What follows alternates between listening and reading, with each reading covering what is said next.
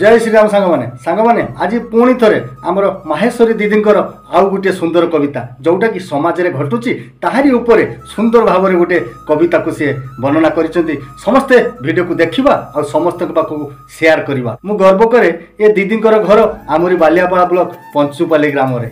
तो चलो तो लेट करवानी दीदींकर से सुमधुर कविता को समस्ते सुनिबा। मोर कवितार शीर्षक होउजी लोमितणी समाज अवनति कलाणी जन्मिले पुत्र दुहिता न मानिले पिता माता जन्मिले पुत्र दुहिता न मानिले पिता माता मातृ ममता भूली गलेणी लोमितणी समाज अवनति कलाणी।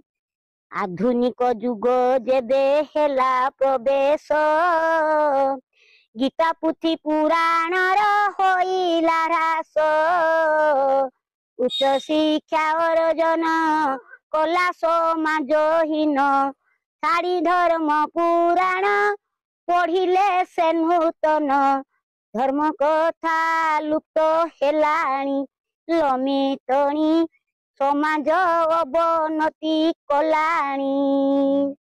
शुणुथिबे सुधी जने होई एकता कहिबी आधुनिक नारी कथा स्कूटी साइकेल चढ़ी गले बजार बुली ओढ़णी हेला पर पिंधिले चूड़ीदार सिंदूर पिंधा उठी गलाणी लोमितणी समाज अवनति कलाणी।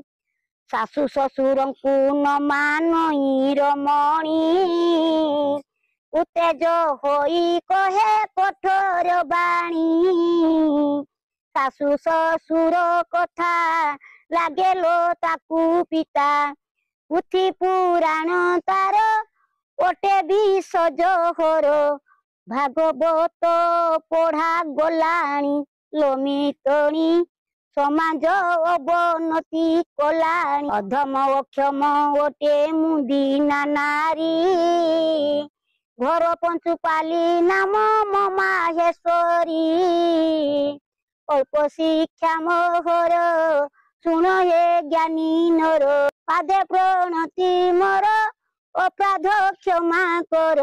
देखिले दीदी समाज रे जहाँ जहाँ घटुची सुंदर भाव से कविता रे वर्णना करिले। आशा करूँ वीडियो को बहुत मात्रा शेयर करेंगे और दीदी को बहुत मात्रा भल पाइबा देवे। जय जगन्नाथ जय श्री।